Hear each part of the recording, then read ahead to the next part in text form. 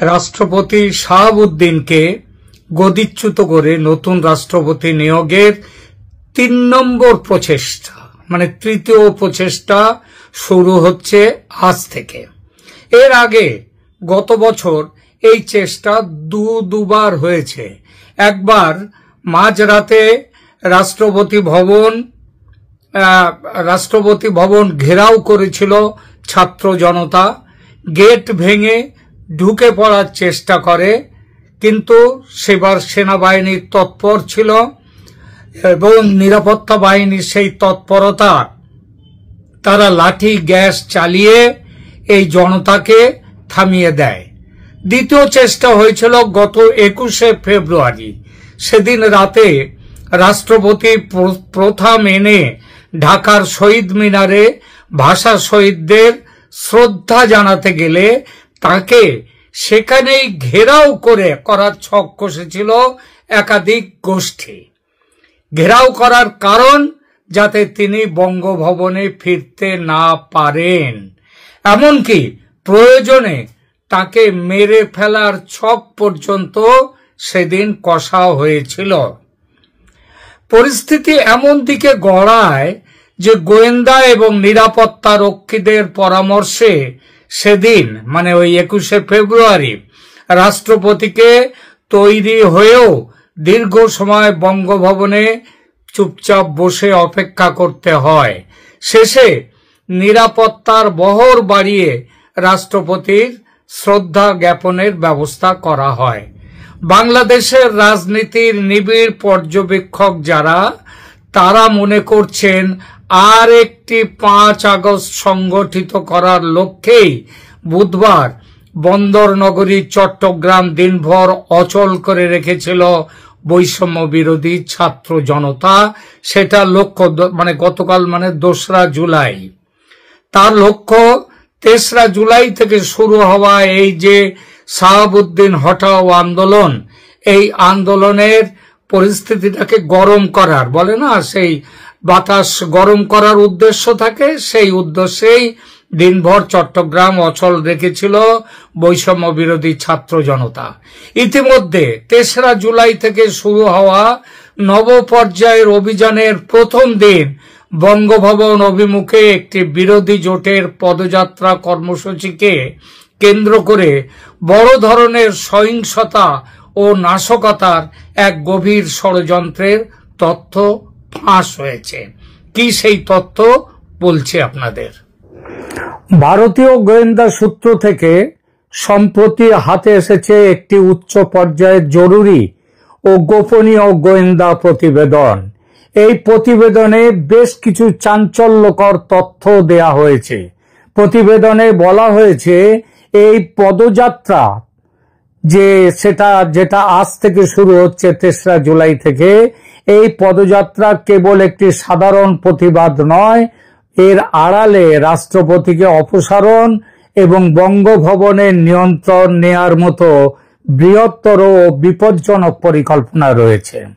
গোপন নথি যেটা বলছে যে এনসিপি ও তাদের অঘোষিত যে সমমনা জোট এবং যে জোটের বর্তমানে অন্যতম শরিক হলো বিএনপি, তারাও অনেকদিন ডাবল গেম খেলেছে, ভেতরে না বাইরে জানা যেত না। এখন তারাও এই জোটের মধ্যে এসেছে এবং তারা এই কর্মসূচির ডাক দিয়েছে। তবে এর মূল উদ্দেশ্য হলো রাষ্ট্রপতিকে পদত্যাগে বাধ্য করা এবং বঙ্গভবনকে অস্থিতিশীল পরিস্থিতি তৈরি করা এবং তাকে এই যে রাষ্ট্রপতি শাহাবুদ্দিন চুপ্পু সাহেবকে সেখান থেকে তাকে বিদায় দিয়ে যাকে আনা হবে, যাকে রাষ্ট্রপতি পদে নিযুক্ত করবে এই যে নতুন যারা আসছেন তারা, সেই নামের মধ্যে রয়েছে খালেদা জিয়া, তিনি হবেন রাষ্ট্রপতি। আবার অন্য মতে আলোচনা চলছে যে এখানে রাষ্ট্রপতি পদে নিযুক্ত হবেন মোহাম্মদ ইউনূস এবং প্রধান উপদেষ্টার পদে নিযুক্ত হবেন, যতদিন না নির্বাচন হয় ততদিন হচ্ছেন তারেক রহমান। এবং সেই জন্যেই এই পরিকল্পনাটা হচ্ছে একটা উগ্রপন্থী ও যে বাংলাদেশের গণতন্ত্র বিরোধী একটা ষড়যন্ত্র হিসেবে প্রতিবেদনে চিহ্নিত করেছেন ভারতীয় গোয়েন্দারা। প্রতিবেদনটির সবচেয়ে উদ্বেগজনক তথ্য হলো এটাই যে এই কর্মসূচিতে সহিংসতা সৃষ্টির জন্য এরই মধ্যে 1000-এর বেশি লোককে টাকা দিয়ে ভাড়া করা হয়েছে। কিন্তু এটা বাংলাদেশের যে ভেতরের খবর, সেখানে 1000 লোক নয়, এখানে টাকা দিয়ে ভাড়া করা হয়েছে 1000-এর অনেক বেশি মানুষকে। এবং সেই সংখ্যাটা 5 থেকে 10,000ও যদি হয় তাতেও কোনো রকম চিন্তিত হওয়ার কারণ নেই, সেটাও ঠিক হতে পারে। এদের প্রত্যেককে 1050 টাকা থেকে 1500 টাকা পর্যন্ত দেয়া হয়েছে বা হবে। প্রতিবেদনে আরো বলা হয়েছে যে এদের মধ্যে অনেকেই জেল ফেরত, জেল থেকে যাদেরকে মুক্ত করেছেন মোহাম্মদ ইউনূসের সরকার, সেই জেল ফেরত আসামিরা, এই সন্ত্রাসীরা, জঙ্গিরা, এদের অনেকেই রয়েছেন তার মধ্যে। এবং তাছাড়াও আরো যারা এদের বাইরেও বহু রাজনৈতিক সহিংসতায় জড়িত ব্যক্তিদেরকে আজকের জন্য, আজ যে 3রা জুলাই যে অভিযান হবে সেই অভিযানের জন্য তৈরি রাখা হয়েছে। গোয়েন্দা সূত্র পাওয়া নথি অনুযায়ী আন্দোলনকারীরা কর্মসূচির দিন কিভাবে কি করবে সেই ব্যাপারটাও তারা যেভাবে প্রস্তুতি নিয়েছে সেই প্রস্তুতির কথাও বলা হয়েছে। তাদের কাছে থাকবে, তারা কেউ অহিংস থাকবে না, তারা সবাই সহিংস থাকবে।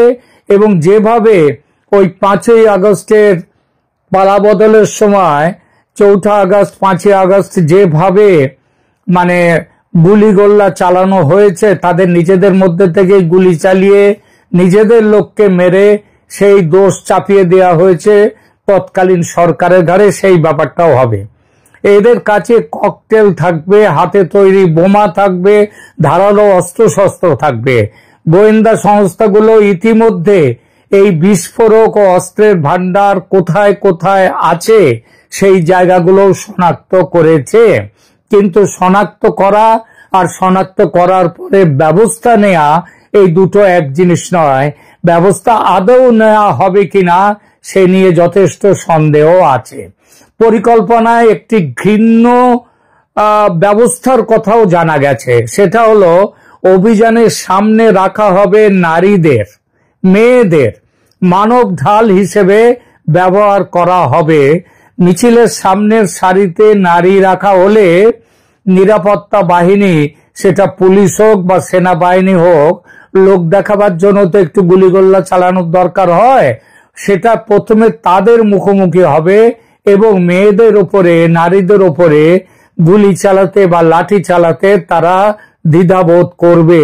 সেই জন্যে চিন্তা রাখা হয়েছে। অনেকদিন আগে শুনতাম যে ভারতে যখন মুসলিম শাসকরা বিদেশ থেকে এসে ভারত দখলের চেষ্টা করত, লড়াইতে তারা সামনের দিকে রাখত গরুকে। কারণ গরু হচ্ছে হিন্দুদের, পুজো করে গরুকে, হিন্দুদের কাছে গরু হচ্ছে গোমাতা।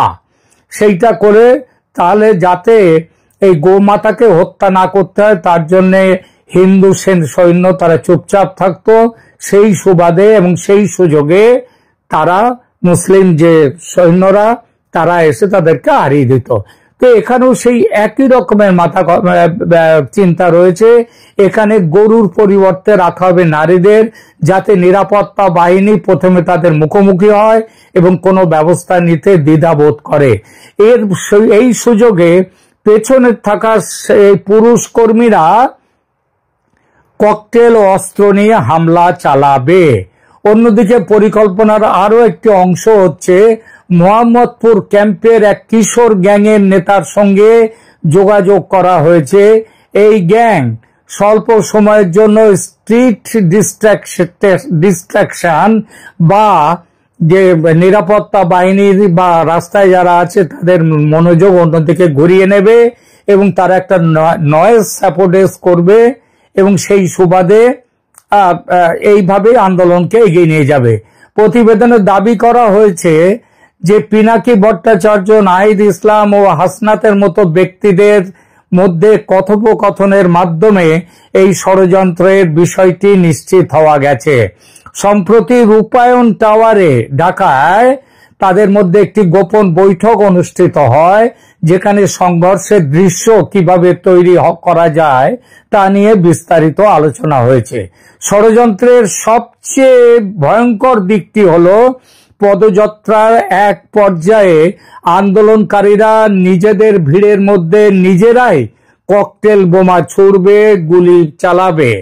এর মাধ্যমে তাহলে মানুষের মৃত্যু হবে, গোলমাল হবে, এবং সেই দায়, ককটেল বিস্ফোরণের দায়, গুলি চালাবার দায় নিরাপত্তা বাহিনীর ঘাড়ে চাপিয়ে সাধারণ মানুষের সহানুভূতি অর্জনের চেষ্টা করবে। ইতিমধ্যে এই অভিযানে মদত দেওয়ার উদ্দেশ্যে পাকিস্তান থেকে 3 জন পাকিস্তানি সেনাকর্তা আরব এমিরেটসের এমিরেটসের বিমানে তারা বাংলাদেশে এসেছেন। ভারতীয় গোয়েন্দাদের মতে দেশে জঙ্গি তৎপরতা বৃদ্ধির কর্মসূচি সফল করার লক্ষ্যে পথ নির্দেশ দেওয়ার জন্য, তাদেরকে গাইডেন্স দেওয়ার জন্য এই সেনাকর্তারা ঢাকায় এসেছেন। ব্রিগেডিয়ার জেনারেল পদমর্যাদার এই 3 সেনা অফিসারের নাম হলো পাকিস্তান বাহিনীর নাদিম আহমেদ, মোহাম্মদ তালহা এবং সাউদ আহমেদ রাও। এদের পরিচয় নিয়ে দ্বন্দ্বের কারণ ঢাকা বিমানবন্দরের ইমিগ্রেশন কাউন্টারে এরা যে পাসপোর্ট জমা দেন, তিনটি পাসপোর্টই গত 1-1.5 মাসের মধ্যে তৈরি হয়েছে। তার মানে একেবারে আনকোরা নতুন পাসপোর্ট। আর এখন তো যাওয়া আসার জন্য ভিসার দরকার নেই বাংলাদেশ এবং পাকিস্তানের। সুতরাং এই নতুন পাসপোর্ট তৈরি করে নিয়েই তারা এসেছেন বাংলাদেশে। এগুলো ডিপ্লোম্যাটিক পাসপোর্ট নয়, সাধারণ পাসপোর্ট। ভারতীয় গোয়েন্দাদের ধারণা হলো বিশেষ কারণে এদের পাসপোর্ট, এই সব পাসপোর্ট ইস্যু করে বাংলাদেশে এদেরকে পাঠানো হয়েছে। এর আগেও পাকিস্তানি সেনা অফিসাররা ঢাকায় এলে ইউনূস সরকারের তরফে সরকারিভাবে কখনোই কিছু জানানো হয়নি, এবারও হয়নি এদের আশা। এনসিপি অর্থাৎ ন্যাশনাল সিটিজেন্স পার্টি আমাদের ইউনূস সাহেবের নিজের বকলমে যে দলটি তৈরি করেছেন, সেই এনসিপি দল আগস্টের গোড়ায় একতরফা জুলাই সনদ ঘোষণার হুঁশিয়ারি দেওয়ার পর সোমবার সন্ধ্যায় একদল ছাত্র প্রধান উপদেষ্টা সোমবার মানে এই 3 দিন আগেই সোমবারে তারা মোহাম্মদ ইউনূসের বাসভবনের সামনে একটি গেটে বসে পড়ে বিক্ষোভ দেখায়। রাতে পুলিশ তাদের তুলে দেয়। তবে এই ঘোষণার পরে বাংলাদেশ জুড়ে ফের জঙ্গিদের নেটওয়ার্ক তৎপর হয়ে ওঠার খবর মিলেছে। গোয়েন্দা সূত্রের দাবি, জামিনে মুক্ত জঙ্গি নেতারা নিজেদের মধ্যে যোগাযোগ বাড়িয়েছে, ছোটখাটো সংগঠনগুলির মধ্যে যোগাযোগ তৈরি করা শুরু করেছে, নতুন ছেলেদের জঙ্গি হিসেবে নিয়োগে জোর দেওয়া হয়েছে। এই পরিস্থিতিতে আরেকটি কাণ্ড ঘটেছে। 10 ট্রাক অস্ত্র মামলার যিনি সমন্বয়ক ছিলেন, বাংলাদেশে গোয়েন্দা বাহিনীর প্রাক্তন প্রধান মেজর জেনারেল রেজ্জাকুর হায়দার চৌধুরী তিনি 12 দিনের চীন সফরে গেছেন। তিনি 12 দিনের চীন সফরে কেন গেছেন এই সম্পর্কে ভারতীয় গোয়েন্দাদের ধারণা, দক্ষিণ এশিয়ায় জঙ্গি কার্যকলাপের উপরে জঙ্গি কার্যকলাপ বাড়াবার জন্যই তিনি হায়দার চৌধুরী তিনি চীনে গেছেন অস্ত্র শস্ত্র আমদানির উদ্দেশ্যে। ভারতীয় গোয়েন্দাদের ধারণা, বাংলাদেশে সক্রিয় হয়ে ওঠা জঙ্গিদের জন্য অস্ত্র আমদানির জন্যই রেজ্জাকুর চীনের গুয়াংঝৌ প্রদেশে গিয়ে পুরনো সম্পর্ক ঝালাই করে নতুন বোঝাপড়া করে এসেছেন। প্রশ্ন হচ্ছে, এত যে সব কাণ্ড হচ্ছে ঢাকায়, এ নিয়ে নয়াদিল্লি কি ভাবছে? বিশেষ করে বাংলাদেশ সেনাপ্রধান ওয়াকারুজ্জামান যে প্রথম থেকেই ডাবল গেম খেলছেন, এটা ভারতের সামনে এখন অনেকটাই স্পষ্ট। বিভিন্ন সূত্র থেকে জানা যাচ্ছে, রাষ্ট্রপতির গদি বাঁচাতে সেনাপ্রধান ওয়াকারুজ্জামান আগের মতো আর বাধা দেবেন না এবার। সেনাপ্রধান ওয়াকারুজ্জামান এখন হম্বিতম্বি কমিয়ে সরকারের সঙ্গে বোঝাপড়া করে নিয়েছেন বলেও মনে করা হচ্ছে। আপনারাও সেটা দেখতে পাচ্ছেন। আগের মতো অন্তর্ভুক্তিমূলক নির্বাচন, অর্থাৎ আওয়ামী লীগকেও নির্বাচনে নিয়ে অংশ নিয়ে তাকেও নির্বাচনে অংশ দিতে হবে, এইসব কথা আর ওয়াকারুজ্জামানের মুখে শোনা যাচ্ছে না। মব তৈরি করে হত্যা, মারধর, ভাঙচুরের ঘটনা যথারীতি ঘটছে সারা বাংলাদেশ জুড়ে, সেনাপ্রধান চুপ। জানা যাচ্ছে মোহাম্মদ ইউনূসের পাশাপাশি সেনাপ্রধান ওয়াকার বিএনপি সুপ্রিমো খালেদা জিয়ার আস্থাভাজনের তালিকায় নাম তুলে নিয়েছেন। ফলে রাষ্ট্রপতি সরে গেলে সেনাপ্রধানের গদি যাওয়ার আশঙ্কা থেকে এখন মুক্ত ওয়াকারুজ্জামান। এটা বাস্তবে পরিণত হলে রাষ্ট্রপতি শাহাবুদ্দিন চুপ্পুর বিদায় কেবলমাত্র সময়ের অপেক্ষার। সেটা হলে আওয়ামী লীগের ফিরে আসা, আওয়ামী লীগকে নিয়ে নির্বাচন করা লম্বা সময়ের জন্য পিছিয়ে যাবে। বাংলাদেশে ভারত বিরোধী শক্তি নতুন উদ্যমে তৎপর হবে। এই পরিস্থিতি কি মেনে নেবে ভারত? বিভিন্ন সূত্র মারফত জানতে পারা যাচ্ছে ভারত তার রণকৌশল এবার তৈরি করে ফেলেছে। এই রণকৌশলের মধ্যে জেনারেল ওয়াকারুজ্জামানকে চরম বার্তা দেওয়ার ব্যাপারটি আছে। যেমন ভাবে বার্তা দেওয়া হয়েছিল সেই বিডিআর বিদ্রোহের সময় তৎকালীন সেনাপ্রধানকে, শেখ হাসিনাকে রক্ষা করার জন্য, ভারতীয় হাই কমিশনের কর্মচারীদের রক্ষার জন্য, এবারও সেনাপ্রধান ওয়াকারুজ্জামানকে বলে দেয়া হয়েছে রাষ্ট্রপতি শাহাবুদ্দিনকে রক্ষার যাবতীয় দায়িত্ব, ভারতীয় হাই কমিশনের কূটনীতিকদের নিরাপত্তা গ্রহণের দায়িত্ব তাকেই নিতে হবে, মানে সেনাবাহিনীকে নিতে হবে।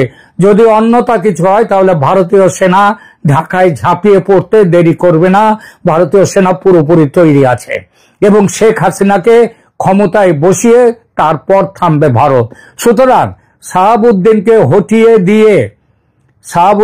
হটিয়ে দিয়ে দেশে ধর্মীয় মৌলবাদ ও সন্ত্রাসবাদ পুনঃস্থাপন করার প্রক্রিয়া অত সহজ হবে না।